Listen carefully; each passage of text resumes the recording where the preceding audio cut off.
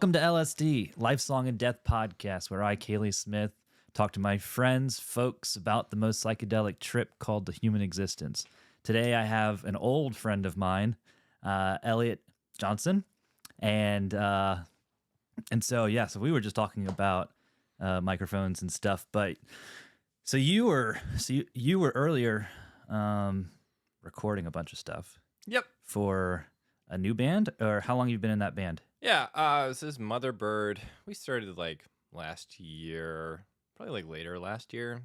I would guess like September-ish, maybe.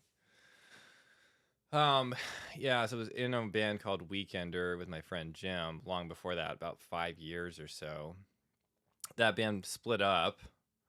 And three of the members in that band went to a band called Portico, and I joined that band. And then Jim and I started a new band. So I'm in it's almost like a cell that kind of split. Yeah. It's divided. Okay. So it's like band mitosis. So are you the front man? No. Did I say the name of the band I just recorded with? Mother Bird? Mother Bird, yeah. Mother Bird, yeah. Yeah. Yeah, we just recorded today at Red Amp Audio. So we were down there with Jody. Cool. And we're here in Richmond, Virginia, by the way. Yes. Yeah. Yes. Yeah, Red Amp is a great studio. Jody's a super cool guy. Where's that? It is downtown. It's like smack dab in the middle of downtown. Cool. Is that like near in your ear studios? The inner ear is more in like the Shaco. Oh, okay. You go down farther to Shaco. So Red Amp is like more like right in the downtown area, right before you like hit the tall buildings. Oh. And then yeah. And then in your ear is down like east of that, on the other side, down the hill of Shaco. So I've had the pleasure of recording at both studios. Which in your ear is a cool spot. Yeah. No, it's got like lots of like nooks and crannies, and it's I love Carlos and Paul, and they're just nice people, and they've been in the game a long time, so it's a lot of fun. Yeah. So were you just doing like one song today? So yeah, today we were doing 3 songs. Oh, we wow. were doing we're mostly focusing on drums and lead vocals. Okay. Because those are the hardest things to like when you're talking about maximizing the use of a professional recording studio. Mm-hmm. Drums and lead vocals are the things that you want to like get right. Because it's like the drums, like I guess like that's foundation for. Yeah, I mean that's what makes rock and roll. It's also the hardest instrument to record because it requires like 8 microphones. Oh, okay. You have to have a mic every little piece of the drum kit individually, have all the balance right, all the phase right, and everything like that. And at that point, it's better to just outsource that to like a professional studio, because I can do a lot of the other stuff myself. Oh, okay. Yeah. But getting a good drum recording is something, you can't just like DIY that at home. Right. I mean, you can. It just, it just takes a lot. It just takes a lot to do. So yeah, because you have to have like proper sound muffling and all of that. So you don't get yep.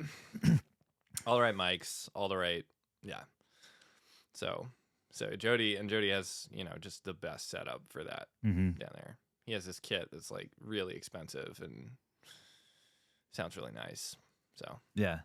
Were you doing drums, or you? No, my friend Gabe. Okay. Yeah, he's on drums. I was just really just the producer at that point. I was just overseeing it, because I'm just electric guitar and background vocals. Okay. So I was just given the demo files. We had pre-recorded demo files that I had prepared for the session. I gave those to Jody, and then we tracked to those, and then I just kind of like coached everybody. We got the arrangements right, punched in places where we needed little adjustments to our parts and everything, and yeah. So it's fascinating. I love watching like behind the scenes of music artists. Mm-hmm. Just because I'm not one. and I also love music, and so it's just like I love to see how things are made And Yeah. so yeah, Yeah, it's that's pretty. cool. Yeah, it's cool. So, yeah, we had a good time. It was good. And Jody had the funniest story. He was talking about how I don't know if I want to like mention it. Like he's just been in the recording business so long. He's just seen everything. Yeah. Oh, I you can know. imagine. Like, yeah, from the biggest stars to the local bands. Like, Richmond is a big music scene, Yeah. and so Yeah. Yeah. So a lot of music to be heard in Richmond for sure. yeah. So So how did you get from when we first met, which was 15-ish years ago at least? Like, Jesus Christ. I know, right? Was, yeah, 15 years ago. yeah, It might have been earlier than I that. think I like met you when I was like 16. Yeah. Hey, it's the dog. Yeah, yeah. Benny just went off. Bye, Benny. So, somebody, there was My brother, something outside. Oh yeah, I gotcha. roommate. I don't know. Maybe someone knocked on the door. I don't know. Yeah, I'm trying to remember. I mean, I remember you knew Joe DeSetta. Yeah. I was friends with Joe DeSetta, and Yeah. I think we somehow that connection resulted in us going out to. We might have gone to. Did we ever go to any like Fredericksburg? Like prayer furnace, Like type? church events or anything like that. Yeah, like conferences. Might type have things been. together, maybe once or twice. But I mean, you were the connection that led us into that Bumpus group. Mm-hmm. Yeah, it might have been, but I know that during that time as well, like we were doing lots with like Firestarter Group, the production company with Trinity and all that. Yeah, Eric McCallum. Yeah. all them. Yeah. Yeah, and so we like split off and started doing lots of other things as well. But yeah, so then we graduated high school, and then you went to school? To what? You went to college? Yeah. Yeah. I went to VCU. VCU. Oh yeah. So yeah, I graduated. So it was I got about that point where our paths split. Yes, right. Yeah, I stopped being involved in the church world around age 23 is about after I graduated college. Yeah. So it kind of coincided. Yeah, I graduated VCU with Bachelor of Arts in Music. And yeah. So yeah, and then I think I saw you at a couple gigs. You came out to a couple gigs. Yeah. You were like seeing somebody. There's like some. Yeah, I've been seeing lots of people. yeah. There's lots of people that I've been seeing. So, since that time, but that's a whole lot of 10 years. So, yeah. So, I guess so. Like when you went to, so after school, Yeah. Did you start working in music? Yeah. Well, what did I do like right after ECU? I think I started working at Passion Academy. Uh-huh. Man, I have to like shoot. I should have like made a timeline before. It's all good. I know I worked at Passion Academy. It's like a music school. Uh-huh. Teaching kids music. Is it only music or is it They also of teach arts? dance too. Okay. So I worked there, and then I quit that and went to School of Rock Yeah. because I felt like there were it had a bit more structure, and there seemed to be more opportunities there, so I went there. But then I had like a meltdown at School of Rock, which I'm not very proud of. And yeah, just because like that was complicated. Anyway, it just got really stressful, and I was just dealing with my own shit. Yeah. I just had my own bullshit. Yeah. I hadn't worked through yet, and so that I kind of crashed out there, and ended up. Then I just took a job like working at Kroger, and then I went to work at VCU Health, and so I've been at VCU Health for like 5 years now. That's amazing. So Yeah. yeah. So, and I guess I just needed a job that wasn't, because like when you're an artist and you're a musician, you're using this like really sensitive part of yourself. Oh yeah. Yeah, and yeah, I'm just like, I guess I'm a little on the extra neurotic side, and so like it's probably good to have work where I'm not using that part of myself 100% of the time. Yeah, Yeah, right. Because like when if I'm in an environment where I guess I would just need I don't know some people can do it and exceed and excel and be great. I'm just on a different part of the spectrum, I guess. Right. Yeah. For terms of that, so Totally. I probably just need to work a normal job and do music, mostly as like a passion project thing, unless something else comes along that feels. But I'm like an artist. Like I really am like an artist, and I'm very much into like my vision for things, and that can be something that it's really hard for other people to accept. It alienates other people, and like, I've had to do a lot of self-learning in that I have this thing, within me that's just not relatable to most people, and I need to find a way to prepare it and present it in a way that actually works for most people, rather than like blindly going into situations, or Can you give an example of like some time that? Well, yeah, well, like you go in to like collaborate with other artists, and you're trying to like start a business, but then you start getting like an ego about it. Like, Okay, got it. Like I've been there. Where the lines for me got a little too blurry between like personal and business, because music is my passion. Yeah. And I'm starting to put my soul into it for a client, but then like the personal toxic dysfunction thing comes out too, and I just. I had to learn a few lessons about that. And so it was like derailing the productivity side Yeah. of it. Yeah, sometimes, yeah. I mean, artists, I know. I mean, obviously, I'm only a slight artist, but my brain thinks more that way than it is. Like, I'm discovering that I see things a lot different than I like box myself into to be productive, because I thought I needed to be productive to be a good human or whatever. But but now I'm like, oh, okay, I could just have fun in this life and and realize I don't have to be the next Jeff Bezos or whatever. Yeah, right, yeah. And so that gave me the freedom to be able to be more lax with life, but also explore my more artsy side. And so I get it. I think, trying to be a little more relaxed about things is probably good. Yeah, it's always a good thing. Yeah, be a relaxed explorer. And I think, that's the one thing that causes situations to devolve, is when there's just all this needless pressure to like, achieve something or do something, or I've got to become something or be someone, like, yeah.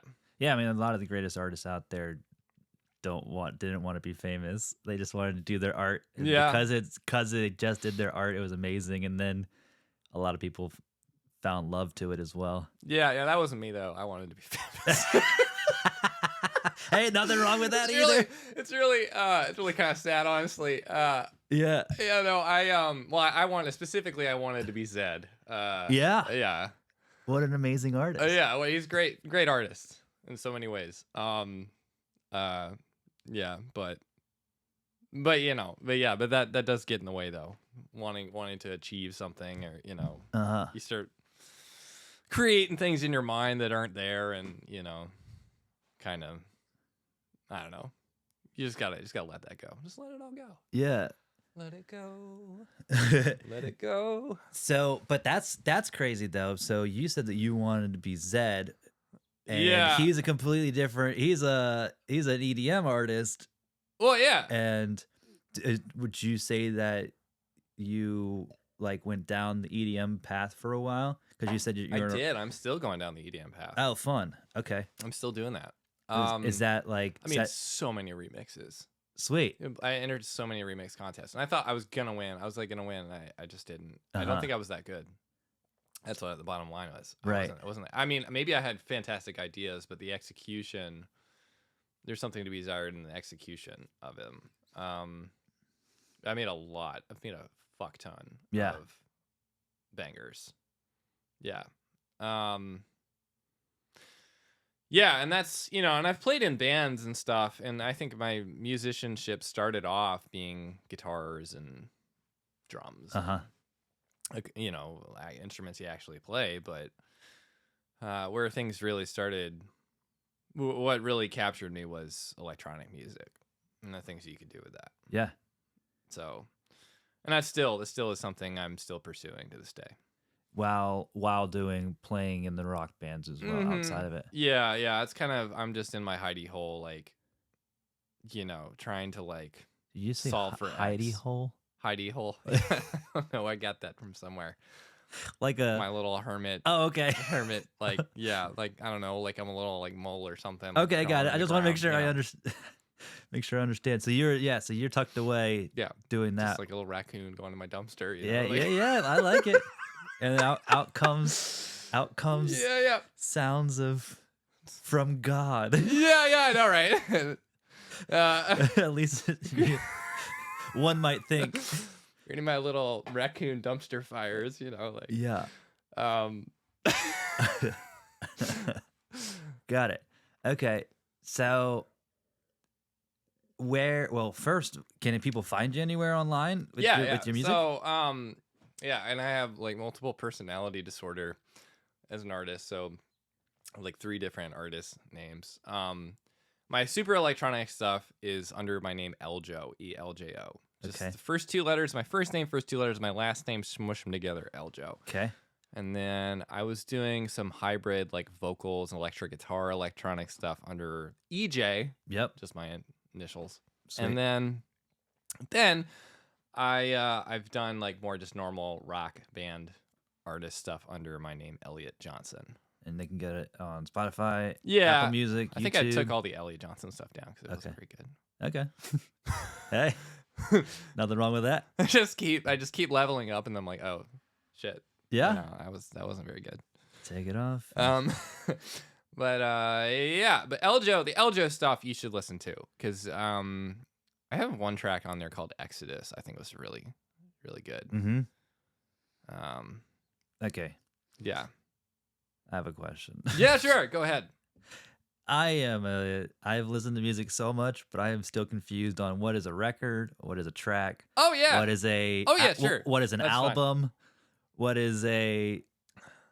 Because in my brain, like record and album are the same thing, but then I hear like it's not, or it might be. I'm confused. So what's the difference between like record, album, and track? Great question. And then this is just me. What I would say, a record can mean anything really. Oh, okay. It can mean any of them. A record is something you have recorded. That makes sense. L could be an album. It could be an EP. It's probably more commonly used on album or EP, but I think it can apply to a single. Okay. If you wanted to. And then album is probably, I'd say it's usually 7 songs or more. Okay. EP is about 1 to 6, maybe 7 songs, and some of it has to do with the playtime. Oh, got it. And then, a track is just a track more refers to the actual like unit of like the physical file, the physical like, or not even, it's not even like physical, but like the MP3 file or the WAV file. Okay. That you actually, the track, that's the track, or the, and the track could be all of the instruments and the vocals all put together and it's all mastered and ready to go. A track can also refer to a single instrument. When you're recording. So, and you put all the tracks together and then you render them into the final master track. Ah, okay. So, and I think that comes from probably tape machines. Oh, right. Stuff. Okay. Yeah. So does that clear it up? Yep. Okay, good. Yep. Perfect. Yeah. Because I've always been confused because I've seen like people are like record of the year, but it's like only one song or something. And I'm like, what? How is that a record? Because then I was confused on when it was album versus record and all that. Speaking of record, I should plug. I forgot to mention Turbo Falcon. That is my project with my friend Josh Eady, and we released an album earlier this year called Heart Circuitry. You should go listen to that too. It's synthwave, so Hell it's yeah. like 1980s, but also kind of modern. Also on streaming platforms? Yeah. Okay, sweet. Yeah. So if you want that just like feel good 1980s style, I love it. you know, over the top, way over the top. It's got that a lot of those cheesy elements, but we make it kind of not cheesy, you know? Love it. Because by like a lot of that has to do with like the composition and anyway, it's just a lot of fun. And there's like I ripped one of the biggest guitar solos I think I've ever done, like, and it's got all of like dive bombs, and I had made myself like learn how to do like dive bombs and What's a dive bomb? oh okay. like, or you know, like, you know, Got it. and I can do that on my PRS guitar, but I take the whammy bar and I just, you know, hit a note and just make it dive, like, you know, Got it. like Okay. a hawk, you know, going down Or a for its falcon. prey, or falcon, or bald eagle, Yeah. America, you know, like Yeah. Okay. so. Cool. Yeah. Turbo Falcon. Anyway, how yeah. long you been doing that? Well, yeah, it's been way too long. It's taken me way too long to get that album together. I mean, it's No, just, how long you been with Josh? doing, oh my doing, god, we've been doing music. Turbo Falcon. Turbo Falcon's probably like 4 or 5 years. Oh, okay, cool. It took a long time for that album to come out, and that's just because me being a little bitch and just taking forever. Nothing wrong with that too. But, Some days we need it. you know, and Josh, I've worked with on music in general since like the beginning of time. Yes. So, Yeah. Josh is one of those people. He's there since the beginning of time, and will be there to the end of time. And then everywhere in between. Mm-hmm. All right, Yeah. I'm gonna pause real quick. Oh yeah.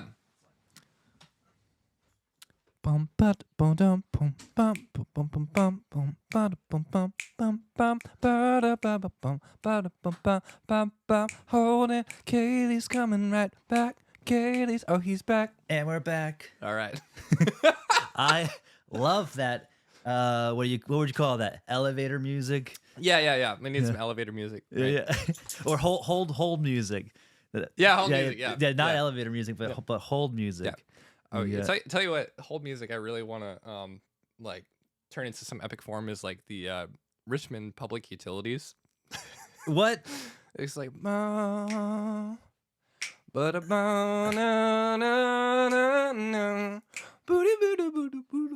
it's like saxophone. And But stuff. what would have to be public? Oh, for public utilities? Yeah. If you ever Oh. caught like, I mean, I don't know if you've ever rented an apartment where you had to pay for your water separately. Yeah. Well, you sometimes you have to call Richmond Public Utilities. They have this is bomb ass song. I'll have to call just for the hell of it. Yeah. Because now I'm curious. Yeah. It's like really dope. Like now it I'm should super be. curious. I would like to like unleash that one on like a Richmond like show sometime and see people's reaction. I think it'd be hella relatable. Yeah. For some people at least. For probably a lot Probably of people. a lot of people. Yeah. Probably for a lot of people. So you said that when you got out of college, you like left religion and all of that. Yeah. Oh my god, I would love to so dive. refreshing. I'd love to talk about this. Yeah, I would love to dive into it's that. like, I mean, you know, Christianity was like, it was like the most important thing in my entire life. Because you were raised in that. Yeah, I was raised in that. Yeah. We might. I don't know. I might cry in this conversation. I mean, this is. I'm cool with that. I might cry with you. Yeah, you know. So fair warning, everyone. Kaylee and I were, you know, like we were in it together. Yeah. You know? Yeah, and it just stopped working for me. Like my brain broke literally. Mm-hmm. Cognitively shut down. Like, or I felt like what happened was I like fractured internally. As assumptions that I had held for a very long time. It's almost like I ran on Jesus OS. Okay. Like my whole brain was on an operating system that was essentially based on all the dogmas of Christianity. Yeah. And like about age 23 is when that stop is like crashed, and it's like all of a sudden it cannot compute. Oh my God, I can't compute anymore. You know, and I was almost like Neo, like coming out of the Matrix, practically. Like it was a wild experience, and it also resulted in me like I started having like OCD compulsions and like yelling at myself, and like I had all this like self-hatred and shit I was dealing with. You know, it totally broke me. Because you were trying to live up to a standard that you couldn't. Yes. Okay. I had this idea of who Jesus was in my mind. Right. And I can imagine a lot. I'm a very creative person. You imagine you're a person, and like me, who has suffered from depression and feeling like I'm different, feeling like I don't fit in. And you imagine this person who is the fulfillment of everything you could ever want. Who is, you know, who died on the cross to save you, who loves you for who you are. Yeah. And shit. It's like, you know, you believe in that, and you give your whole life to that. And then you realize it's not anything like what you thought it was going to be, you know, or that there's actually, what I started noticing, there's functionally no difference between the life of a Christian, what a Christian gets out of life, and what an atheist gets out of life. You know, and you know, and then like all this effort I had made was essentially felt like it was in vain. Effort for what? A lot of time in prayer and worship and attending church communities. You know, like it's just like, it just seems like wasted time. You know, it's like I was suffering. I feel like Christianity works for people like quote unquote neurotypical people who maybe who are socially adjusted, like, and maybe like have their needs met. Okay. To some extent, maybe they were raised a certain way, and you know, they can just kind of like, they just kind of have like psychological like well-being. Or would you say that it might be that they just need some kind of structure in their life? Maybe. Well, then again, but it's like a lot of Christians come from places, they come from really dark backgrounds, and they feel like it's like that it was all the answer for them. And so it's complicated. I want to make sure I don't like, probably shouldn't get too wrapped up in my own story and be aware of, you know, what other people have gone through and maybe what they're, but I'm just talking about my experience. My experience, I come from like having been brought up in that. Right. Me too. And supposedly it's supposed to, and this is the thing, I thought that it was supposed to be making me into a strong person, a better person, someone resilient who could solve problems, who could feel a sense of well-being, and who could like change the world for good. And I just didn't see that happening, you know, for me. And I realized, holy shit, it has to be something else. Like calling on the power of the Holy Spirit is not giving me the result that it technically should have. Right.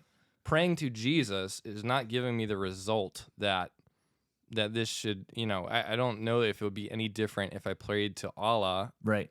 Or if I prayed to, you know, if I went by the teachings of the Buddha, you know, there's...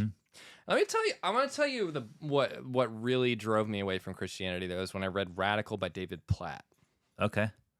You know that book? Maybe. I would say the thing about that book that grabbed me was that David Platt was saying that he believed that people who had never found Jesus were going to hell by default. Oh, interesting. So that means that people who don't know Jesus... Yeah. That's a weird belief system. Well, here's the thing for me. It made a ton of sense. And this is someone... And I also respected the fact that David Platt was willing to completely buy into something that seemed completely horrendous. Yeah. He was willing to do that for the sake of his faith. Right. right? He's willing. That's something that is so horrifically unpalatable. The idea that you can't even have the chance to be saved until you've heard Jesus and accepted him into your heart. Right. And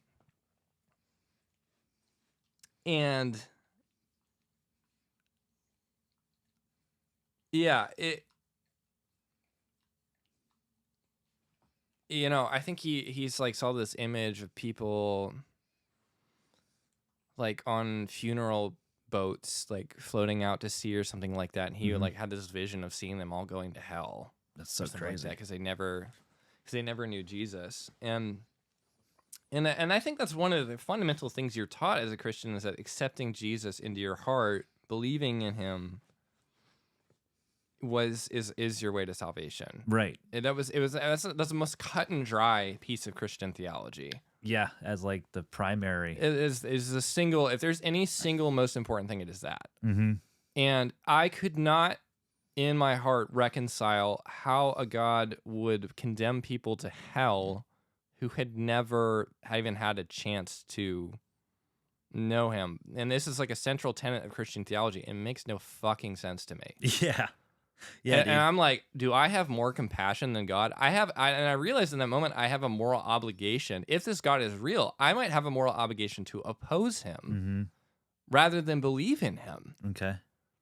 And that's one of the odd things, even as more or less an atheist, that's actually one of the interesting things about, it's not that I just don't functionally believe in God. So that takes the pressure off. It's like, oh, this isn't really even real anyway. But one of my things is like, even if it is real, that type of God in that way should be opposed. I agree. Yeah, for sure. Yeah, because like that's definitely not like what like Jesus talked about. Jesus talked about love and a that's, lot. Right, and that's And then, that's the thing, yeah. Yeah. Yeah, it's like all he talked about was love and kindness and taking care of people and all that stuff. And it's like, how did it get skewed to saying a prayer and then you're gonna get to heaven? And it's like, that's weird. Yeah. Yeah. So anyway, but that was like one of the fundamental like beliefs that I had kind of grown up in, and all of a sudden it just started making no sense to me. Right. And that doesn't, it's like, oh, this is like completely arbitrary. Mm-hmm. Wouldn't have to be this way. Like, right. But this is what largely Christians believe. I don't know. As a whole, yeah, which is kind of crazy. But like, even like when I was in the midst of it, I was still like, what if I was like born on a different side of the world? Like, would I wouldn't be a Christian. So, but then they have their own religion that's trying to figure out this life as a human, trying to figure out this chaos called life. And it's like, okay, so that made me go into my path down as probably around the time that you and I, the same age as you. It's like probably around 23, 24. I was like, I don't know about this. Yeah. Let me expand my mind a lot more. Right. And then I started looking into other things. Yeah. Mm-hmm. Be interesting. Yeah. I don't look. So I'm like more agnostic towards about anything than. Yeah. I'm just super curious. I listened to your podcast with Kim. Oh yeah. Yeah, and I remember you saying all that. Mm-hmm. Where did you go? Did you like? Where did your path kind of lead you spiritually after? That's where we're at now. Just. So you just kind of went more agnostic on it. Yeah. Okay. Yep. I believe there's something holding it all together. Yeah. Right. And it's like, cause it's too crazy that's out there that it's just all like random. But I also don't really believe that might not be a creator. Well, obviously there's a creator because stuff comes into being. Right, yeah. I mean, we exist. I mean, that's like, so it's like there is technically a creator if you want to break down the definition. The universe's expression is obviously happening in like this form of me and you and every human being and every animal and plant. Yep. Right? So it obviously has a personal nature. Correct. In some way. And we see evidence of that in... Yeah, exactly. You can just look out Yeah, exactly. Just look 2 feet in front of you, and you'll start finding the evidence. You know what I mean? Like, yeah. And so yeah, that's where I'm at. I'm just like, all right, I just want to, I'm number one thing, love people, be kind to people, mm-hmm, and pretty much everything else is taken care of. yeah, Have as much fun because I'm doing this podcast and I'm learning all sorts of different fun perspectives on life and death and everything in between. Should this be orange like that? I think that's locked in. You've been popping up, so Okay, good. yeah. I mean, I've been watching down there, and so it's like it's a strange thing because I was raised in Christianity as well, and so like about the same time, like I said, I was like, maybe this isn't all there is Yeah. all there is, and so I was like, okay. And then after about 20, when I was 25, things once my brain fully formed, I was like, you know what, everything settled in, and I was like, oh, I'm confident in my own thought process, Mm-hmm. not by what I was taught, but by just me being me, Mhm. and I Yeah, could yeah. really feel it physically, and which then that gave me the confidence to start looking into all sorts of different people's perspectives. So it's like Sam Harris, who's Yeah. quote unquote an atheist, and a whole bunch of people that are philosophers and that. And so I was like, okay, this is all starting to make a lot more sense, getting little bits and pieces from all over the place. And so I'm more agnostic, but Yeah. there also is foundational good truths in every religion that's out there. So it's like, okay, what's that border, like that baseline that's holding everything, each religion that crosses lines with each other, and is like, okay, that's the universal truth there. Yeah, right. Yeah, universalism, right. Yeah. Yeah, and there's obviously they're all kind of getting at similar things. Right. It's I see it like plants. Like a rose grows one way, Yep. and then a dandelion grows another way, Yep. and then a magnolia tree grows another way, and religions are a lot like plants. It's Yep. like they're all different in their ways, but they all grow toward the same sun. I like that analogy a lot. Yeah. That's a really awesome analogy. Yeah, and to say that one plant is the true embodiment of like Right. what it means to be a plant, Right. As a botanist, if you saw a plant with that kind of attitude, It's like, how dare you? yeah, it's like, yeah, whether we, That's such. I can just imagine Pixar right now making yeah. making a plant religion. Oh god, that's so great. But yes, that's so true. Yeah. And so that's where I'm at right now. It's like I'm just searching, just talking to everyone from every perspective. And, Yeah. And then like I also love talking to people like you who were like raised in the same background as me, but then also took a different path to step away from what they were taught in their childhood. And so like I love seeing those perspectives. What do you feel is different? What looks different to you about my path?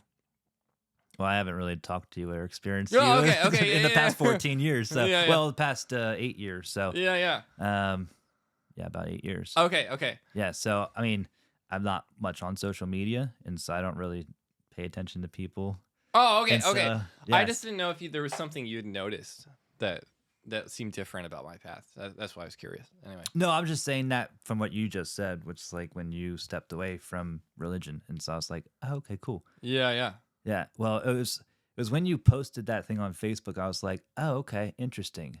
And this was like a few years back, just talking about being atheist and all that. Right. And so I was like, oh, interesting. Okay, so he's on a self looking inward journey as well. Yeah, a little bit of like the quote unquote deconstruction. Yeah. Which mine was more like just like a shattering. Yeah. Which sometimes you need to just demolition everything. Yeah, because otherwise, and otherwise start you would have from thought, the- oh, Elliot, he's probably just going off his own direction, continuing to like love Jesus and follow Jesus or whatever. Who knows? No, I was.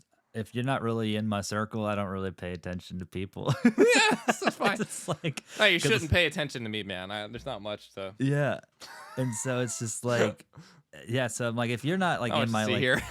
you should just sit here, and I'll be doing the podcast for the rest of the episode, just talking right into your camera, no. right? No, but and so yeah, so I was just like, okay, that's awesome. That I love to see that because I was already probably a couple years into my own self journey of like deconstructing or figuring out what I believed in of existence. Mm-hmm. And so I was like, that's cool. He's doing his own Yeah. journey in life. Yep. It was. Yeah. Yeah. I don't like post stuff anymore. Yeah. Like Why? I took that post down. I was just like, I don't know. I think I was kind of like, what I felt bad about is the fact I think I was like kind of holding other people responsible when I realized I should actually be taking some more responsibility for myself. In which way? Responsible In my for own, what? because it's not the post you're probably referring to probably refers to like, you know, me calling out my like toxic church experience and Probably. I don't remember. Or, I know I it don't was know. super long. Yeah. Yeah, I've taken that stuff down, but it's because like I think I was kind of like blaming the church for everything that like, because I mean the psychological pain I've endured, you know, since breaking from Christianity is just immense. And I don't know if that's just because I have like depression or bipolar or ADHD or whatever Mm-hmm. that kind of thing is, but it might just be that. It might just be I just have that undergirding all of my other everything that goes on top of it. But I think I just realized that shit, I have a lot of responsibility on me right now because like on one hand, yeah, maybe humanity is just severely deluded and Christians in America are severely deluded.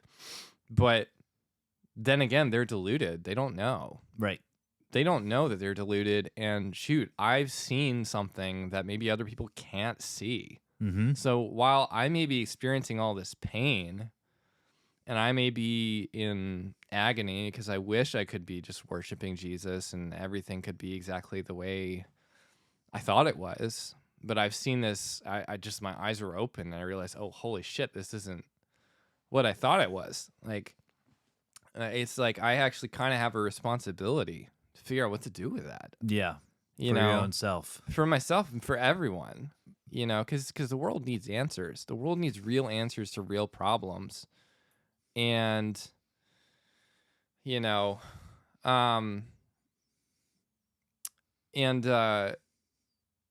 you know, yeah, it's like, I don't know, I can either be bitter that I was taught the wrong thing and I've experienced this horrific rift with everything I once knew, or I can own up to it and take responsibility for the fact that I have something new to bring into the world. Mm-hmm. And I want to be clear to anyone listening to this, I'm not talking about like the good stuff about Jesus's teachings. I'm not talking about loving each other. Right. You know, we want to love each other. Like we want to like care for the broken. We want to, you know, help others. We want to make the world a better place. We want to do all these things. What I'm talking about is the dogma Right. of Christianity. The dogma Dogma of any religion. Yeah, any religion. Yeah. Dogmatism is fundamentally it's so harmful and it makes judgmental people out of otherwise like good people. Mm-hmm. People that I otherwise would be even good. I would even say there's a dogma of atheism too, because that Yeah, I can't. You it's know, like there's a lot of atheists out there that judge people because they believe that they're right, and it's like, well, you're just doing exactly the same thing as they're doing, just in a different title of what you believe, and it's like your energy is exactly the same, just on different. Yeah, that was one of the It's like crushing realizations. I thought just switching belief systems would help me. Right. Yeah. Right. I thought that if I just reject God, Yeah. if I just reject it and then pursue practical, scientific based. Now, granted, that is the step in the right direction. Being more practical and scientific based and doing things that get you results is a better way to go. And for some folks, religions are better for them. Yeah. Because it gives them a good way. To the extent that it gives them the results that they need. So I'm not going to say that religions won't give you results that you need in your life. But they better give you those results. Yeah, exactly. Like, justice delayed is justice denied. Like, if you're not experiencing the well-being you need to experience exactly in the context of your religion, if you're suffering and you're feeling broken, you need to like maybe reevaluate. Yep, exactly. Yeah. You know, and that's the thing for me. Is like I had to reevaluate. It's like I think, and it's a weird thing because for my parents, I think Christianity like helps them a lot, and that's why they taught it to me. Right. But for me, you're a different person. I'm a different person. Bingo. Yeah, I have a whole, I was taught that, and I thought, okay, this is it. You know, they it's like, nope. Apparently, my needs are different. Yep. Yeah, and that's I'm right there with you. That's why they say it takes a village. You know, it's like you got that right. You have to. Well, and I think that's the other thing is personal responsibility. Mm-hmm. It's like I have to be responsible. That's the biggest thing. That's what's so fucking hard to accept. Is because I want to be a little baby. I want to be a little bitch. And I want everyone to cater to me. Of course. And I want everyone to give me the right, understand me, and give me the right stuff that works for me. And yeah, that's the easy route. Yeah. Of course, everyone wants that. Yeah, right. Yeah. Like, but life is hard, and so we gotta rock up, as the British say, and rock up. Or it might be the Australians say it. Just rock up, meaning rock like up. meaning get tough and okay. Gird your loins, as they say in the holy word of God. Yeah, rock up is also reminds me of Fantastic Four. But yeah, that's if not anything, that is what I believe is the key, is personal responsibility. So even if you're believing in have some kind of religion, you still got to do the work. And so like the way I see it is like if you're doing the work in religion, if you're doing the work outside of religion, the results are still the same because you're doing the work. And so it's like, it's like, is it necessarily the religion that's causing it or the non-religion that's causing it? Is it your personal responsibility and you doing the work to change your life? And so it's like, but that's also another question. And so I love learning. And so I'm just like always questioning things at like to their umpteenth degree. And I also love to play devil's advocate in every. Yeah, me too. Yeah, I love it. I mean, and so serving the devil is the goal of every atheist like me. I'm not really. I don't think I'm really an atheist. Yeah. And that's so funny. Devil's advocate. I mean, it really is like what I do. I'm like, well, have you thought of this? Like when I tell my brother, who's very Christian, have you thought about how like pronouns, calling people by their preferred pronouns, can actually be the one way that actually validates their identity, and makes them feel like who they are, because their inner language game is like is just wired a certain way, and it's just no use in really trying to change that right now. Maybe just call them by their preferred pronouns. You know what I mean? Exactly. So that's where I like to play devil's advocate. And then you can back that up 2 steps, and it's like, okay, you're proclaiming that you love people. Being loved to that person is doing what they ask you to call them, and it's like that's so easy. But it can also mean telling them the truth. Very true. Either. So that would be the like counter argument of the Christian. It's like, well, I can't love a person who wants preferred pronouns properly because I need to give them truth. Right. Yep. So, but I do like going on the devil's advocate side. I identify more with the devil's advocate side, where I'm like, well, hey, Christian, who's stuck in their ways, have you thought about this before? Yeah. in every scenario, I always like to see from the other person's perspective. Yeah. Well, at least try to. And it's like, okay, if I was in their scenario, Yeah, right. if I could live in their scenario, how would I be seeing life looking at me? And then it'd be like, you're a handsome man, but if I'm looking from their eyes, like, damn, he's good looking. Okay, you're so handsome, dude. Thank you're you. So, oh my Appreciate God, it. man. Oh goodness. That's all I've been thinking about this whole time. Oh lordy. No, but I would by me going from the other side, it would be like now I'm just laughing at that internally and I can't even think. I love it. Oh, I love it. But that's just how I always just naturally my brain is. Yeah. Is like, okay, this is how reality is, but but is there something more that I can learn to make this reality not be that? Sometimes you just have to accept it and then just move with it. But then a lot of times in that scenario, you can think outside the box and be like, okay, but that is really could be reality as well. And so, yeah, that's why I'm on this path. Right. Yeah. And I love talking to people from different perspectives. Yeah. No, it's so good, man.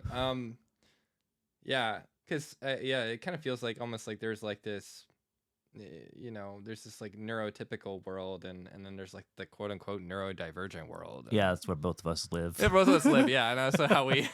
Very much so. Very much so. See the world very differently. Yeah. Yeah. It makes me kind of sad, to be honest, because like I'm having a lot of fun in life. And so it's like, I'm like, oh, it's so sad that they aren't having as much fun as I am. Yeah, but then yeah. again, I also feel things a lot deeper. And so it's like, Yeah. the pain, when I feel pain, it's probably a lot more than what a quote unquote normal or whatever. Neurotypical. Neurotypical. Then you wonder if neurotypical even exists or if that's just an illusion too. That's also my thought. Because it's like there's no real normal. Yeah. Yeah. So. Because everyone's slightly Yeah. I think there may be people who play better into the illusion of normal than other people do. By boxing their own belief systems in. Maybe so, or boxing themselves to the belief of what other people think of them. Yeah. Or maybe to like a corporate structure. Which is so sad. Yeah, or corporate like structures scare me. Corporate behavior standards. You have to manifest a certain set of behaviors that make you work well in the corporate sector, or that make you relatable to the highest number of people possible. That scares the fuck out of me. Yeah, no. I think about this stuff a lot, though. I think about I think about like higher ups in corporate settings. Like I'm actually reporting to the nursing director.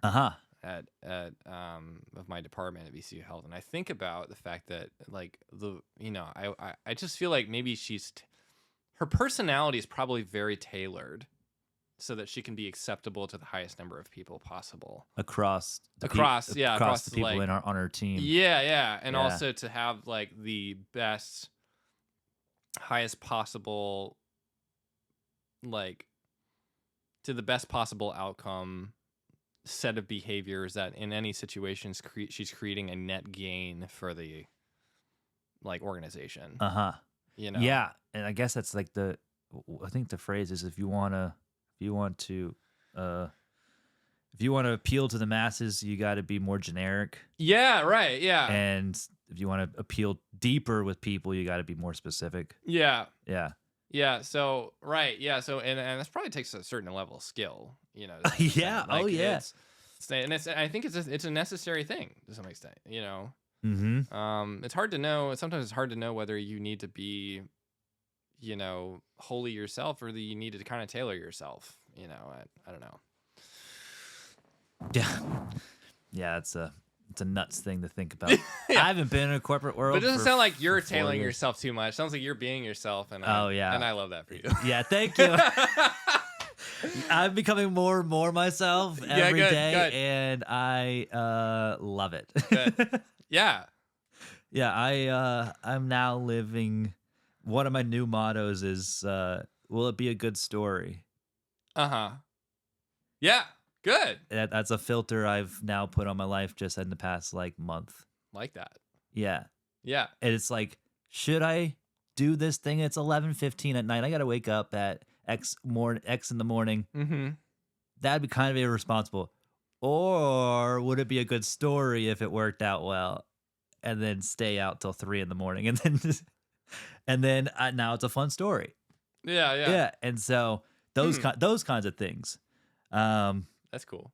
Yeah, like I had that thought because I had like a responsible thought and then a non-responsible thought, but that non-responsible thought was like, but will it make a good story? And I'm like, yeah, good stories are fun.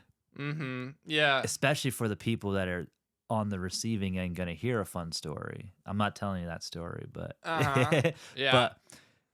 but it's a fun thing to look back on and be like, instead of being like, I could have been responsible and now I'm regretting not doing that thing. Mm-hmm. Or I got this life, let's live it to the fullest and let's go. Yeah. It's almost like, making life your pen and paper. Yeah. To some extent. Yeah, so every day is becoming more and more me and realizing me as me. And it's like, okay, that's a new layer of me. I like that. Mm-hmm. And then things that you don't like, then work on it to get it out of you. Yeah. And make that thing that you don't like a habit to get it out of you. I almost wonder, though, if the things that we don't like about ourselves are often the parts of ourselves that actually we need to learn to accept the most.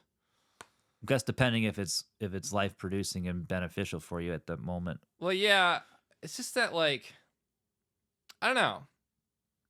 Because I have, like, lots of deep, dark stuff, swirling around.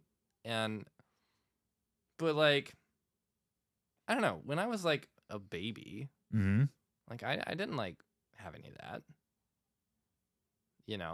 That you were self-aware of. That I was self-aware of. Right. Well, may not at all. I mean, is there anything, like, inherently dark about a baby? Oh, maybe, I guess they cry a lot. That's not how. You know what? Maybe, I don't know. Maybe you're making me see that right. Maybe babies are not. Maybe babies are dark. Especially on an airplane. And they don't want it crying in an airplane or public transportation. That's probably one of the most evil things they could do to us. Yeah. I don't know. That's so tangent. This conversation. Wow. Like, this is really living up to the LSD thing. I think I might be the best candidate for a podcast called LSD because like I do that. Like, I do like LSD without the drugs. Like, I just go. Oh, dude, my brain is. You and I are tracking so much. We've been talking for a while. Yeah. Hasn't even felt like it because our brains are just like Mario it's karting. Like, Mario karting. Yeah. Bouncing on mushrooms, not actual mushrooms, but just like our brains are just bing, bing, bing. It's like I don't really need a drug to get to that point because it's just I need sometimes I need drugs just to cool that brain down. Yeah. And be like, hey, shut it off for a while. But So now with that, so you were raised in we're both raised in Christianity, and we were thought like there's an afterlife with like heaven, hell, blah blah blah blah blah blah. Right. Now with your thought process, do you believe in some kind of thing beyond this experience? It's hard to say. I mean, you can't know. I would have to I guess I just have to die to find out. That's what I'm thinking. I had this image though. Okay. I almost think of consciousness being like the foam on the ocean waves. Define that, please. So think about the ocean would be like our molecules, our atoms, our being. Okay. The universe, the rocks, the asteroids, the planet, the solar system, like all that stuff. That's the ocean. And then consciousness maybe is just like this little thing that's happening like as the waves roll through. Interesting. And then it just kind of crashes on the shore and then goes back and becomes part of the ocean again. Uh-huh. Which might mean, I might think that there could be reincarnation potentially, because this sensation of me being conscious, like the foam of the ocean, could go somewhere else. Right. You know, it could just go back and then form into another person or something, Mm-hmm. or in a plant, or, you know, I don't totally know how that would work. Or it could just, yeah. Like, what is consciousness is even just, that's just like such a wild question, because it's, Yeah, you got that right. yeah, because it's, but I don't think that there's like a heaven or a hell in the sense of, Locations. yeah, like a trans-dimensional location that you are, you know, your non-physical entity is dropped off to, you know, at a certain time. I think heaven and hell are probably best understood actually as potentials. Potentials as thought processes here. It's like, well, think Watch about for this. that. Okay, so Watch that table. So Jordan Peterson, I was listening to him talk about the idea of a dragon. Yeah. About that a dragon is like the penultimate embodiment of like what a predator is. Uh-huh. So it's a scaly reptilian creature. Yep. Right? It breathes fire. Fire is dangerous, right? Yes. So depending on what you use fire is even kind of, in a way, kind of like a predator. Yes. Right? Okay. So it's this idea, and we take this idea of a predator and we distill it into this thing. Oh, dragon, it flies, so it can be anywhere, right? It can be it can reach you wherever you are. It's powerful. It's like, and so this idea of a dragon, which contains all these different potentials that are possible in existence, and we consolidate them into this idea of a dragon. Uh-huh. Now, take for instance heaven. Right. Think about bliss. Right, bliss. I was thinking that. Think about the laughter of a child. Think about beautiful architecture. Uh-huh. Think about beauty and every possible good thing curves of a woman that is possible in the realm of existence. Yeah. And consolidate that into an idea, you get heaven. Right. Right? Take sorrow and shame and suffering and burning fire and, you know, pain and torture, and consolidate that into an idea, and you get hell, right? Yeah. And so these are, and between these two things is where our experience is, and we can make choices and we can do things that move us in either direction of heaven or hell. Yep. You know, either in the long term or the short term. You know, and the goal is we want to move things to where things are more like heaven. And so that's where I start thinking, well, maybe what Jesus was actually talking about in the Bible is he's talking about heaven not as this, you know, and I honestly think what happened is that the story of Jesus has just gotten doctored and turned into a religion, and the Bible is completely, you know, it was canonized and had all the stuff added to it that wasn't actually what happened. You had this historical figure who actually did exist and who had a revelation that was really important. Yeah. That might have gotten lost somehow. Oh yeah. Got lost, or it got misconstrued, and you know, but his central message was the kingdom of heaven is at hand. And so these potentials of all the goodness of possible in the universe are here and now. Yep. And that we can make choices that lead us to those things. Right. Right? And that's what I was telling you, like that story thing for me, I'm like, if it's life producing, I'm going after it. Right, yeah. If it's life producing, then I'm going to go after it, and I'm going to have fun in that experience, and it's going to be a great experience.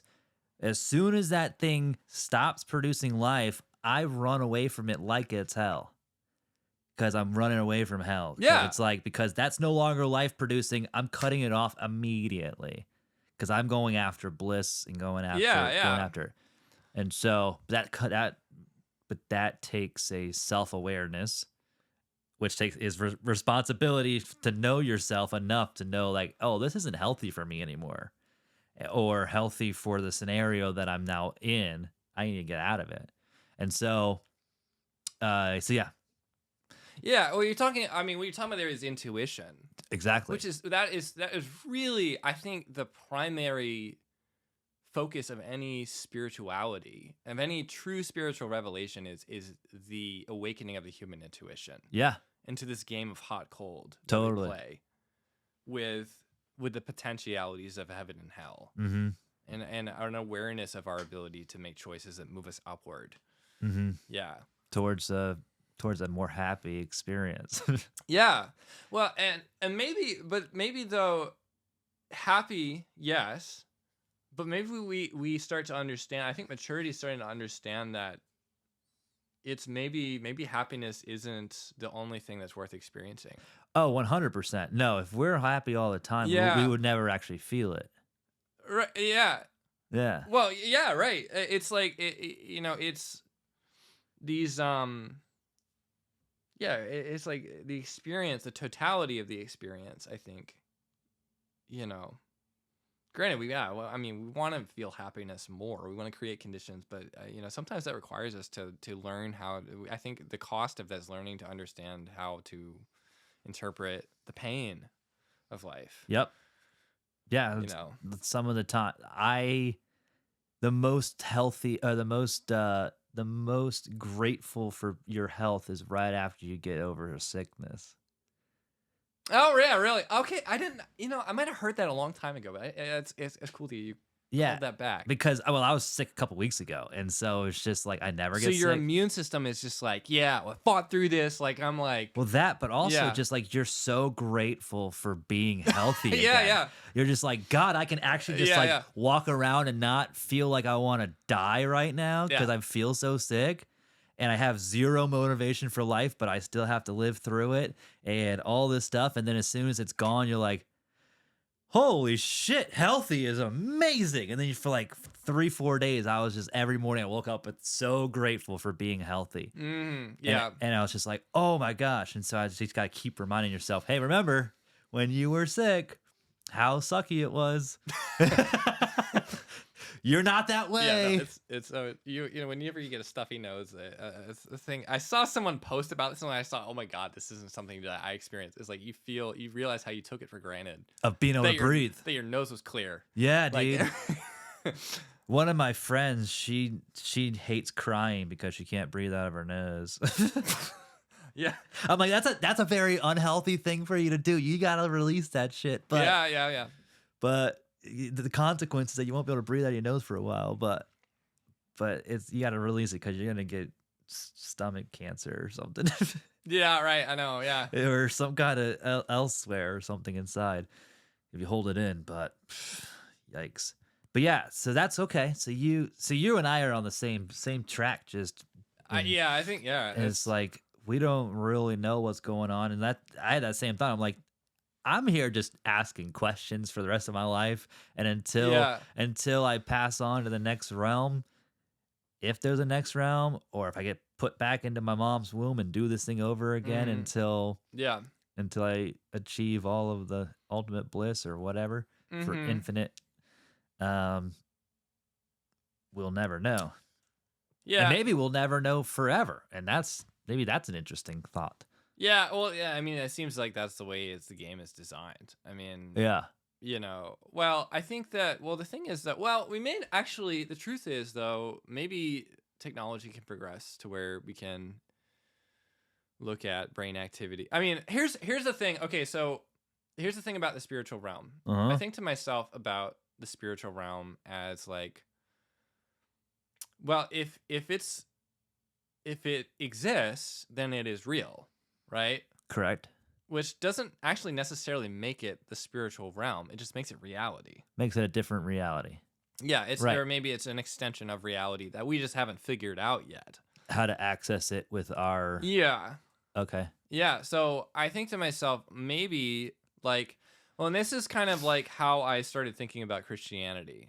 Because one of the things that I feel like as a non-religious, as more or less an atheist, I would say I need to, as an atheist, the most important thing for me is that I need to be able to still be open.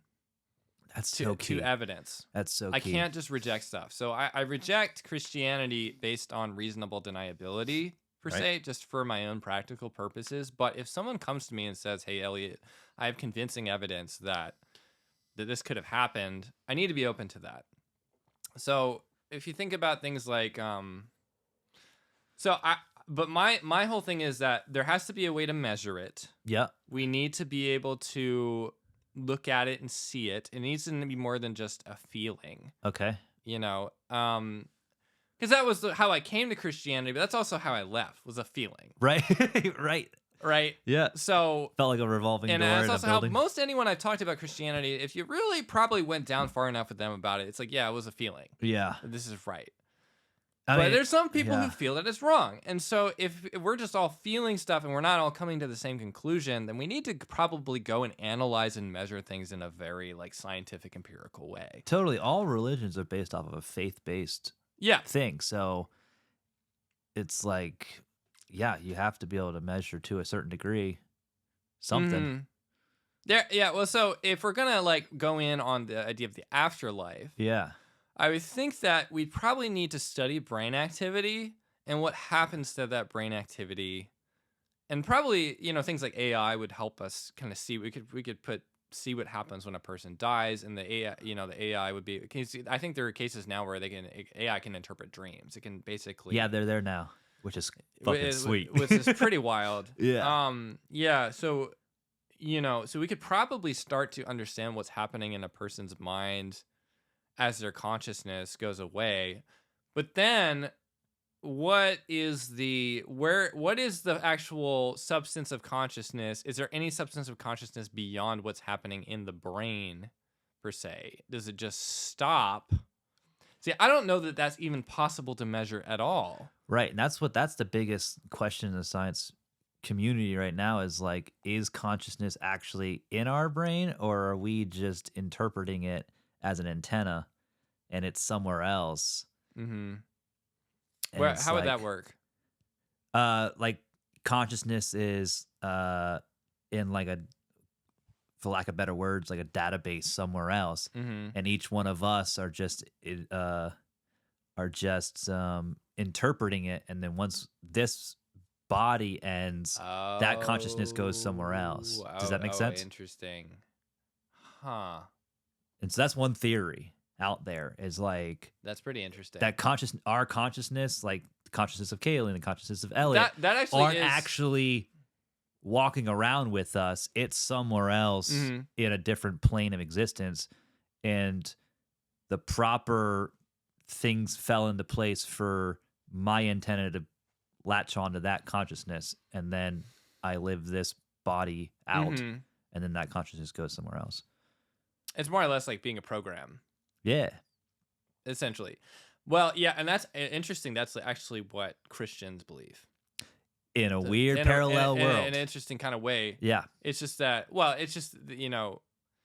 technology the word technology feels us very different to us than the word spiritual. Yeah. But in this case, I don't know if there's any, it's like, you look closer at it, and it's like, it looks like technology. Maybe this is technology at first, but oh yeah, that could be spiritual. Oh shit. Yeah.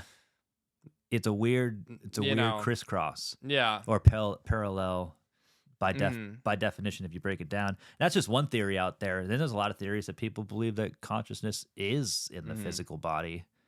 And then once we end, it ends. And then there's people out there that don't believe it at all. Yeah. And it's a fun question to just think about. That is interesting to think about. I probably would bank on that's not the case. What's not the case? That we are conscious in another dimension experiencing this now. I think it's probably not what's going on. I could be wrong though. Yeah. I mean, there's no way for me to prove that. Yeah. What do you feel about like astral projection and all that kind of stuff? What is that? I don't even know anything about astral projection. Okay, so it's the ability to control your quote unquote chakras and your consciousness, and then go travel in a different plane while your body's still here, but like you can travel to China and all that stuff. And you're experiencing it as if you're there, but you're not physically there. And then you come back with the memory as if you did that whole thing in your physical body, but you actually weren't physically there. Yeah, I've heard about people who have done that. Yeah, there's a lot of people who've done it. And so I'm like, interesting. So if there's enough people who have done it, they can't all be bullshitting.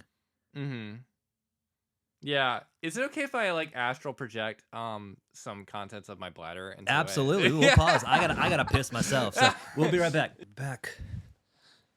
You want to try to get like a lot of famous people and Yeah, it's the goal. yeah, Just keep plugging at it. going through your connections until those Yep. connections start leveling up and Yep. yeah. That's my goal. Hell yeah, dude. Because I absolutely love this. Yeah. Good. It's my favorite thing in life. Good. Like I look Fuck yeah, dude. I look forward to I finally found my passion. I've always loved being inquisitive about things because that's just how our brains work. And as we were talking about it before, we were talking about astral projection, and it's like, how did I get to that thought process? It's because I was just one question at a time. Yeah. And it's like, oh, okay, got it. That's just my natural. I dated someone last year for a whole year, and she was not curious by nature. Mm-hmm. And like we would be on like a road trip or something, and I would see something in there on like wherever, and I'm like, I wonder whether. And then like by the third time, like this was like new in our relationship, but like the third time in like an hour, I was like, I wonder. She's like, you wonder so many things about a lot of things. And I'm like, I just am naturally just curious about things, and just once I like lock in on something, then my brain goes like down like a freaking rabbit hole of like, oh, okay, if like an AC unit, if my AC unit is made with that and it's like that means that there's a professional whose his whole life or her whole life is dedicated to making AC units the best AC unit on the freaking planet. Yeah. And I reap the benefit from it. That's incredible. And then you like jump into like everything in this world. It's like the signs in front of supermarkets.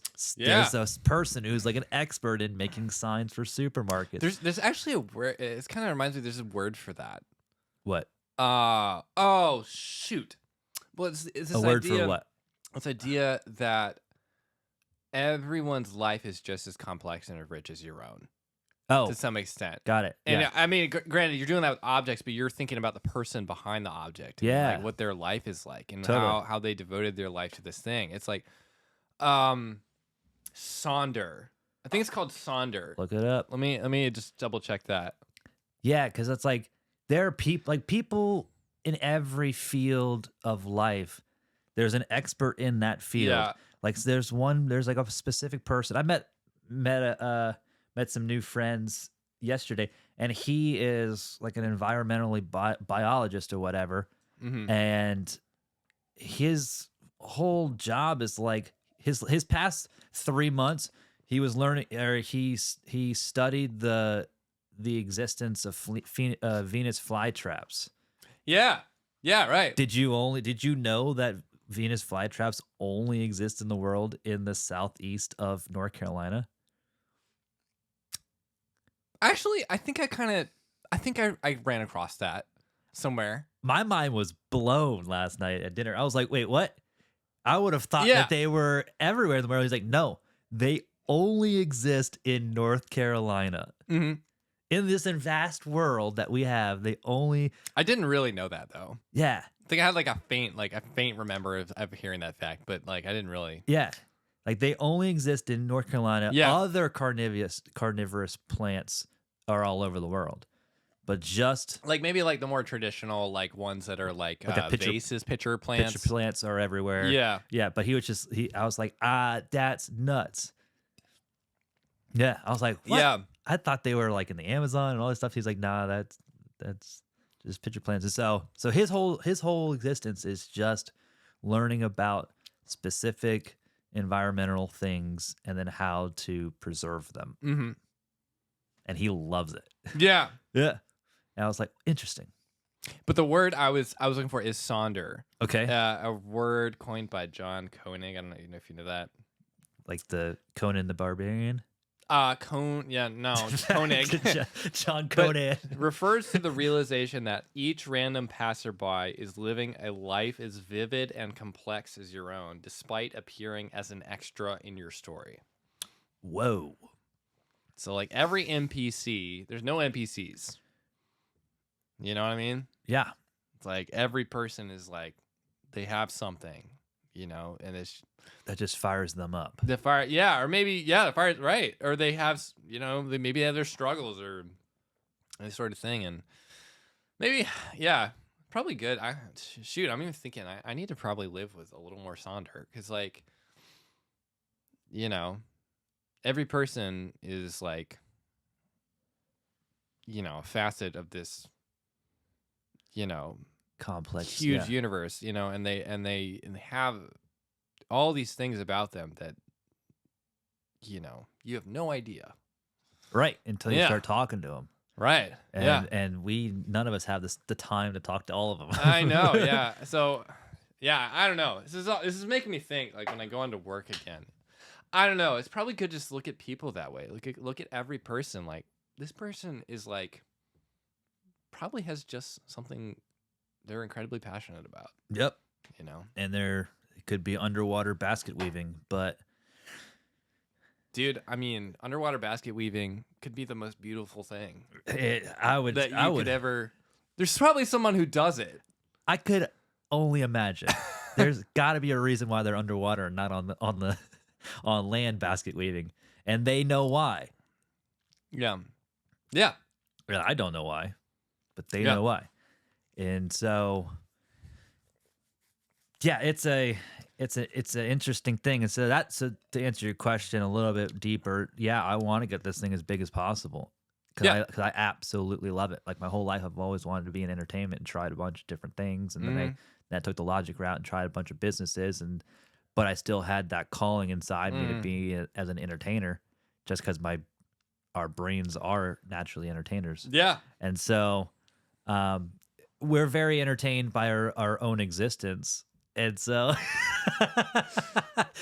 I have a blast with myself whenever I'm by myself. I'm always having a blast. I'm always finding something hilarious to look at. Yeah. And have my twisted humor being like, oh, that's so dark, but but I'm laughing in the process. But that's got to get out. And so it's like, yeah, one step at a time. I know my goals for this year, and I'm accomplishing them up to this point. And then next year we'll see where it goes, and then next year, and hopefully it takes off, which would be my dream. Yeah.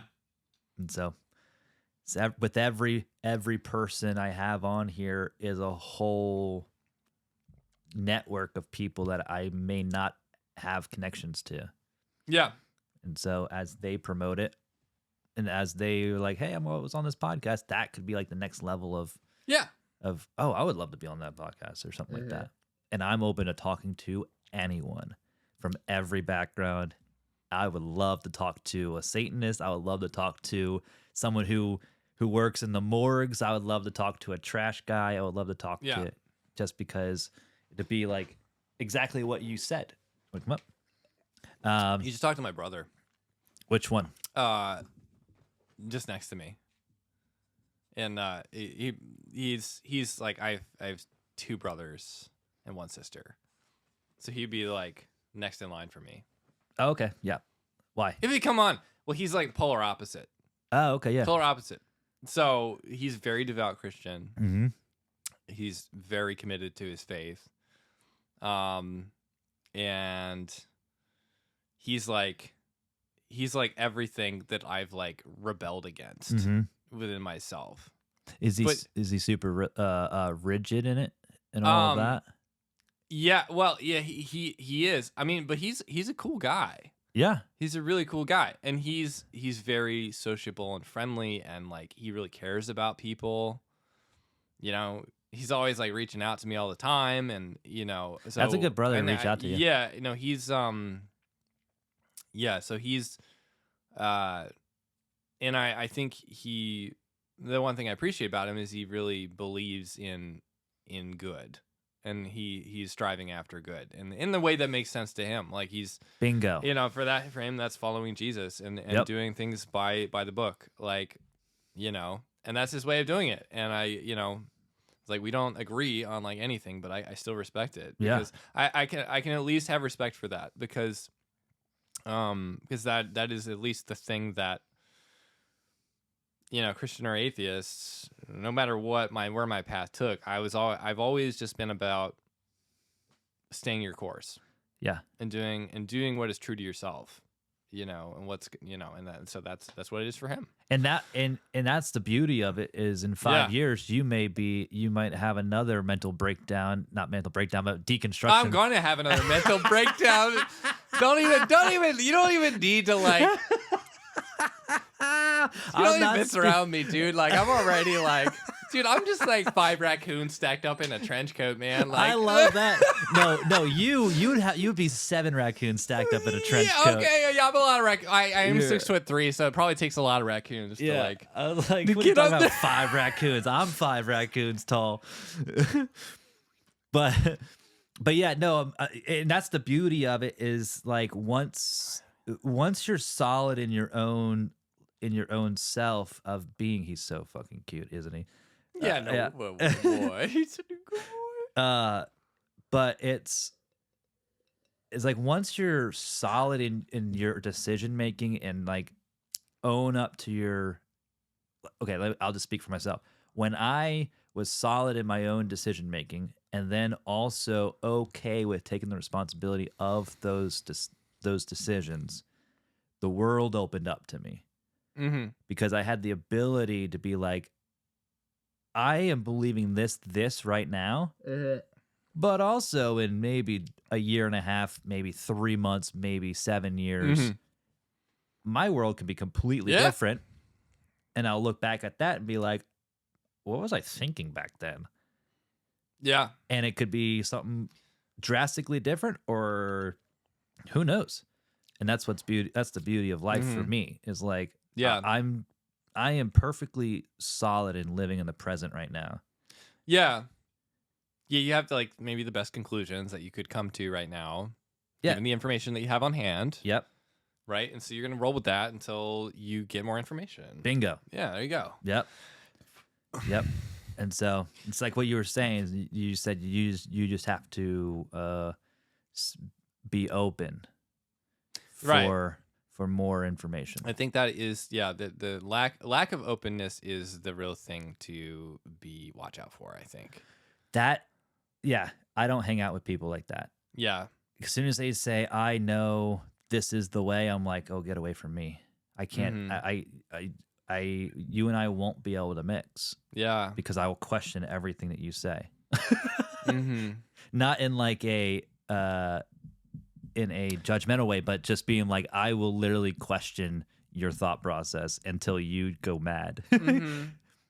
Well, or you might get off on it, one of the two. Well, here's the thing though. I mean, maybe those people need you.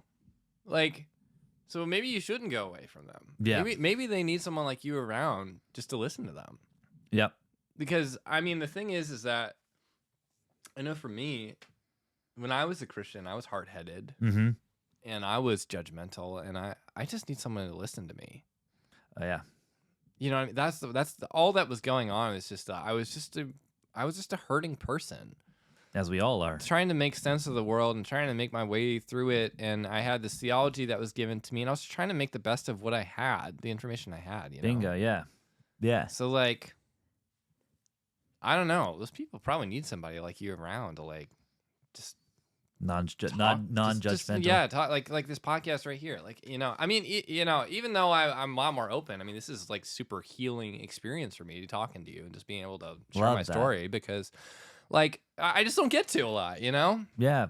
And I'm one of those like hard-headed, rigid, hard to get along with people to some extent, just because I'm just so intense. I have at least 2 Scorpios on my zodiac chart. So that's right. You are born in November. Yeah, we're both Scorpios. Yeah. Yeah. I was like, I get it. I fully get it. I am definitely. It's taken a lot for me to be as friendly and personable as I am now.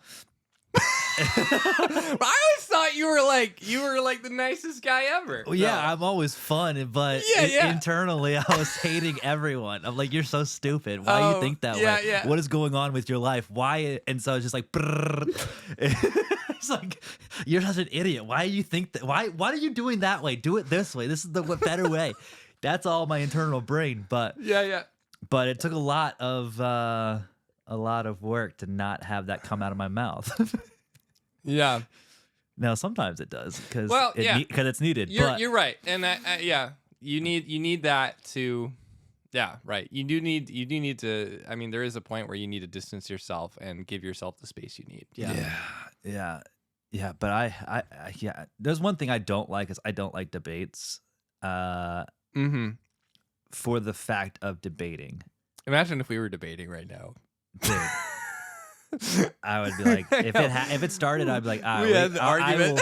I would like divert it immediately because I hate debates. Yeah, because it never ends anywhere. Right. Yeah. It just goes. You get more solidified in your thoughts, and I get more solidified in my thoughts. Yeah. The only time when I have a debate with someone is that I am fully confident that we have an open mind, and it's not a debate course per se, but it's more of a thought experiment between us with opposite views, or not necessarily opposite views, but with just different views on something. Yeah. And if I am fully confident that you and I have that understanding that we're not going to be like, you're wrong and I'm right, then I'll have that debate. Because I want the debate for the fun of having the thought experiment. That was a struggle. Yeah. And so that's the only time I'll go into a conversation with like conflicting views.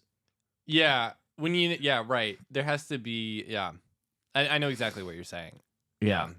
Because I'm like, I'm not going to waste my life just going back and forth, and then I walk away thinking that person is an idiot, and they walk away and they think I'm an idiot for not seeing their exactly. view. Well, the only appropriate time for a debate really is when it's like a debate. It's like a formal debate, right? And that's like an art form. That's like playing chess. Bingo. Right. Yeah. One of the greatest debates on YouTube is Sam Harris and Jordan Peterson. Oh yeah. Right. And they did like 5 years ago or something. Right. Yeah. And they're amazing. Great. Fantastic. Good. Yeah. It was like you said, verbal mental chess, and I was like, "Oh, this is so crazy!" Yeah, it's awesome to watch. Yeah, it was so great. It was so great. I was like, they're so skilled in their thought process and their execution with words to be able to get an idea across. And I was like, "Wow, these guys are masters." And at the end, it was like, I learned a lot. Right. Yeah. There you go. Yeah. And gave me a bunch of different perspectives to think about. Yeah. And they probably really enjoyed it themselves. And yes. Even when Jordan Peterson gets like really kind of like intense and almost kind of angry, but you can kind of tell like it's just because he cares about ideas and he cares about how they influence people. Yeah. He's just kind of like, of course, then the Sam Harris is way more like just almost flat affect. And kind of just super dry. His super dry humor when he's talking about he'll make these like thought experiments, and then they're just end up being hilarious. Like he's talking about like, if I literally believe that this was the body of Elvis. Right. Right. The body and blood of Elvis. Right. Elvis Presley, and he's making this comparison to like Elvis as if Elvis was God. It's so funny. That's a those after those ones, because they did 3 of those, I was like, wow. That I was driving around in 2020 when those came out, and I was like, oh, this is incredible. So that also helped me like Rainbow Road Turbo, and just shot me off the track, and I landed on the lower track and got me farther down the race. You mean those actually? Sorry, that's those. It's really descriptive, but you're talking about like your spiritual journey, or like your spiritual journey, my mental thing. It was just because I was already like questioning things 5 years ago. Well, before that, but I was already had an open mind, and then I stumbled upon those things, and I was like, that was like turbocharged me, and I like skipped a whole bunch of probably a lot of time just because it gave me the ability to be like, oh, I had never thought of it that way from both people. And I was like, I never thought of it that way. And I never thought of it that way on that side too. And I was like, this is so cool definitely cool that I have that technology is now allowing us to broadcast across, that I got that experience. I wasn't in the auditorium. I was in my car. And yet I was able to experience it and it helped me in life a lot Mm-hmm. and have a different perspective. Yeah. So yeah, we're at 140 right now. Do you have a song for us? A song. How about Did you bring a song, or you just gonna sing I me didn't one? bring a That's song. just kidding. I guess the song I thought about sharing. Was Tangerine Rays by Zedd. Okay. It's from his new album. Oh, I haven't heard his new album. Telos. Oh, let's go, baby. Yeah, it's pretty good. I would say there are probably about like 5 tracks on that. About half of it I thought was just fucking amazing. And then the rest of it is fine. Yeah. You know. True Colors still hits hard for me. You really you like that one? I love that album. Yeah. Really? Love that album. Cool. Love that album. Oh my god, it takes me to a different place, dude. Yeah. Yeah. And so I don't know if I've ever told you this. I've told Yeah. I've told everyone. I probably talked to Kim about it on that podcast. But like when I listen to music, it's been my whole life. Yeah. Is like when I listen to music, I get a music video in my head. Yeah. And so True Colors is like, that's a trippy Wow. experience. Yeah. That's sweet. And so I was really, because I love Zedd, and True Colors was his most recent album, right? Before, yeah, he waited like 10 years. Right, to because release he's one. done like samples or helping other He's done- producers, Yeah, producing with other he's done people. a very collaborative kind of approach to things, I think, and he's been doing a lot of singles. Right. So he's still been putting out. He probably put out a pretty like album's worth of stuff, a couple albums worth of stuff, even like since True Colors, Okay. just as like singles. Oh, interesting. 'Cause that's probably why it Yeah. hasn't popped up on my music then. Yeah, he's made a lot of cool tracks for sure. I think that's probably good too because he can be very focused on each one and not have to worry too much about the album format. Of being like a collective unit. Yeah. I just gotta say, Illusion on True Colors, the last track is incredible. It's so good. I love it, and it's so like, I don't know, yeah, it's like poppy, but it's just got that little bit. He's just got that little Beethoven sort yeah. of. He's a brilliant Yeah. artist. I remember when you and I went to DC Yeah, and saw I couldn't him. even like last through that concert. I had to like leave. Why? You remember that? I mean, yeah, I kind of do, but I only kind of do. Yeah, Was it just because it was like that scene and Well- we were in our? yeah. I just wasn't on drugs. Oh yeah. And we had to go through like 4 or 5 other like shitty EDM artists. Yes. To get to him. Yeah. And then by the time he got there, it was a long time. Yeah, it was just like, I don't know. It just kind of I got really disillusioned after that because it's like, oh shoot. Like I'm looking for this perfect experience. It's more just like I can just listen to the record and get that perfect experience of Zedd. Yeah. Going to his show, it's like he's like playing his own stuff, but he's just playing like a lot of covers of like other people Yeah. that I didn't like. Interesting. I didn't like that he was playing I wanted him to play his music. I wanted him Right. to play the stuff that I fell in love with. And I wonder if that was because he was in that venue. For me, Yeah. that venue wasn't, because it was like a stadium. It was the Armory. Right. I couldn't remember what it was, but it was like a stadium style, and I was like, this doesn't really have, and it wasn't like packed out like it should have been, Maybe. and so it didn't have like that culture involved with it. If it felt more open, because in February of 2020, I went and saw Steve Aoki Mm-hmm. at Yeah. at a club in DC that probably held 1,000 people, maybe not even, and it was packed in there. Yeah. We were sardines, like it was, and I was like, "Oh, this is such a better show than Zedd," and I Mhm. think it was just because of the environment. Maybe so. Maybe the vibe was better. Yeah, because it was like we're all in this together.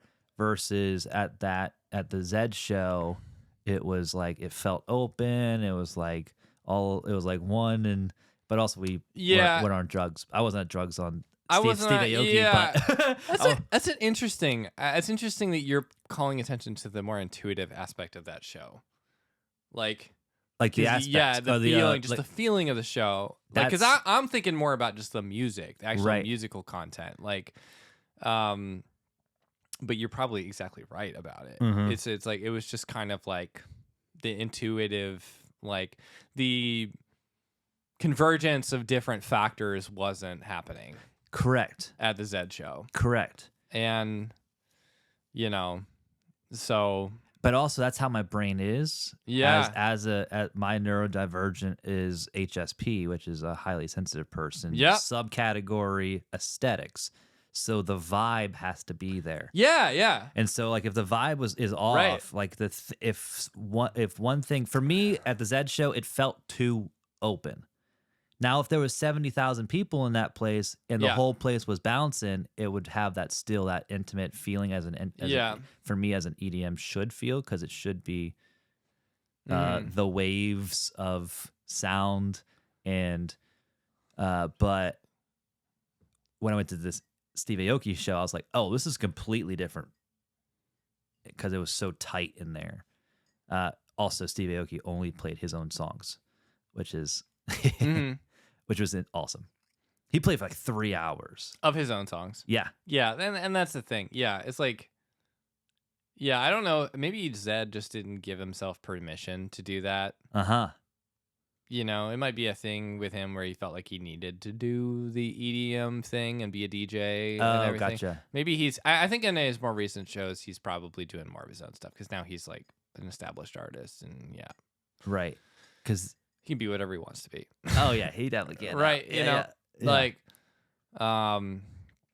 yeah, like now he did like a remix of a Radiohead song as like his intro for Telos, and Oh, interesting. yeah, everything in its right place.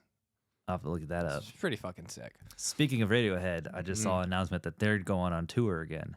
Yeah. I was like, ooh, that'll be fun to see. Oh, really? Yeah. No, we need to go to that. Yeah. You and me. Yeah, I would love to. We'll go to that.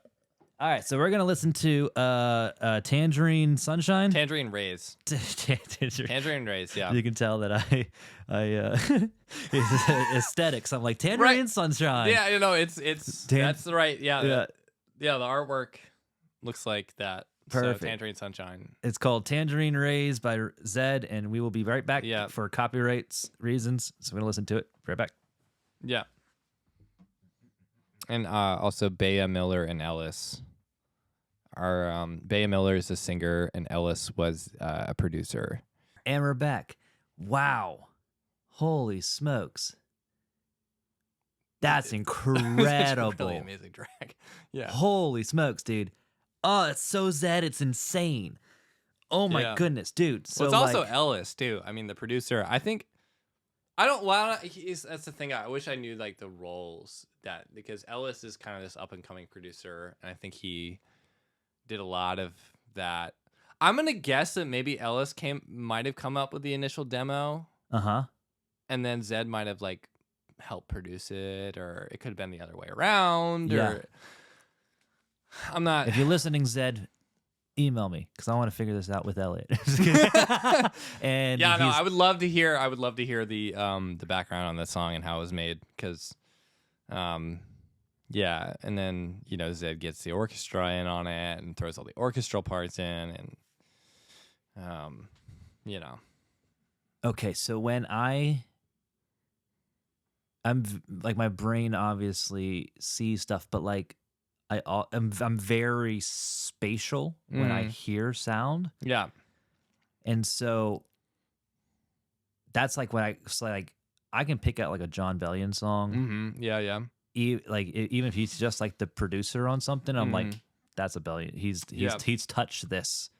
Everyone, well, at least great artists / producers, they have their touch that just has that thing about them that So Zedd, there's like this bedrock in all of his music for me when I hear it. There's this foundational thing. I can't describe what it is. I think I know what it might be referring to. But it's like this. I don't know what it is, but I was like, it immediately came on. I was like, that sounds. Yeah. That I could hear that in True Colors. I can hear that in Clarity. I could hear that in all of his other stuff, and I'm like, this is a Zedd song. I mean, one of the things that he comes back to is he uses like in music theory terms, you know, if you're in the major scale, you have 1, 2, 3, 4, 5, 6. Okay. You know, and like the 6th minor chord, he turns to a major a lot of the time. Okay. And so and it gives it that sound. He uses a lot of modal mixture too. So Okay. it's like there's like parallel major and minor. So if you're playing like if I'm in C major, I can pull from C minor chords. I might instead of, you know, I might do like C major, but then A flat, B flat, C major, and it creates that kind of sound. Interesting. Yeah. So music theory, yeah, Zedd, and that's one of the things why I say Zedd is kind of he's got this like Beethoven factor because he's just got he pulls from his music theory knowledge. You know, he has good awareness of classical music, and you know, it's just like it feels like a lot of the songs that he plays are just something that could be, you know, if you strip them down to the most musical elements, it could stand next to like the Moonlight Sonata. Oh, okay. And, you know, hold up. And also it reminds me a lot of Radiohead too. Yes. Radiohead does a lot of the same thing. They use a lot of modal mixture. Yes. And their tracks as well. Okay. Because now that you mention it, there is that same underlining in Rainbows, I think it is. Yeah. That song reminded me a lot of Rainbows. There you go. Yeah. And that's what you're hearing. That's what you're hearing. Is modal mixture is like I'm pulling chords from major and minor. And he's really going hard on the modal mixture too, because some songs will lean more on the minor side of modal mixture than the major side. Some songs will just like be more on the major side and then pull an occasional minor chord in. You know, but Zedd in that song, he's going hardcore on both ends. Right. He's incorporating a lot of major chords, giving that bright and happy sound, and then incorporating a lot of the minor chords in other sections of the song. And that's why I think I love Zedd, is because of the dichotomy of both of those. Yeah. That's incredible. So when I heard it, I immediately was in a like an old Gothic church.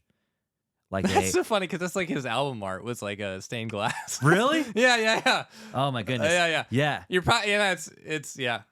That's nuts. So it was like an old Gothic church with like pews, like in like the first 2 rows, but then everything else it was like open floors, and there were like gargoyles up top, inside of the church, not on the outside, but inside of the church, and then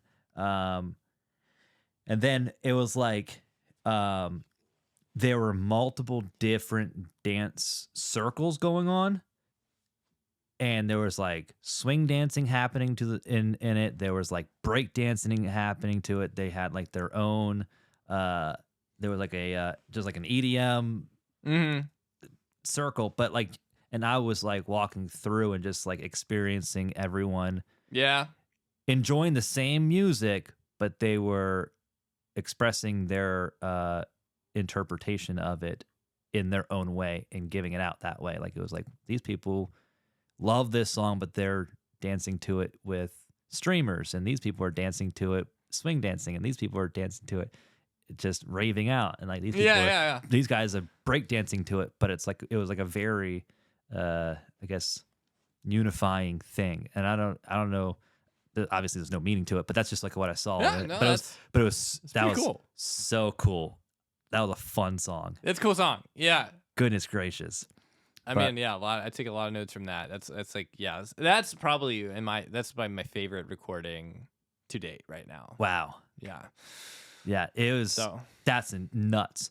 But we've done 2 hours, so isn't it usually like an hour and a half? Hey, I say that to the guests, but if we talk and we're having fun, then we're talking and having fun. Go longer. Yeah, it's all good. Yeah, exactly. So. And so, obviously, you have a life and I have a life. But so, thanks for coming on. Yeah, sure. And remind everyone again where they can find you. Yeah. So, like, if you want to use the gram, Elliot ELLIOT Johnson 93. And let me make sure that there's no dot in there. I think dots make a difference. They definitely do. Mm-hmm. Yes, they do. Depending on if it's between numbers or not. What even is my handle on the gram? Elliot dot Johnson 93. ELIOT Johnson 93. I should have stuck with EJ Music 93. Yeah. And then they can find your music on streaming platforms, Spotify, and Apple Music. Yeah, you can. Yeah, I have releases everywhere. So yeah, you can look at my like EJ stuff under my name EJ. I have a EP called 1,000 Degrees.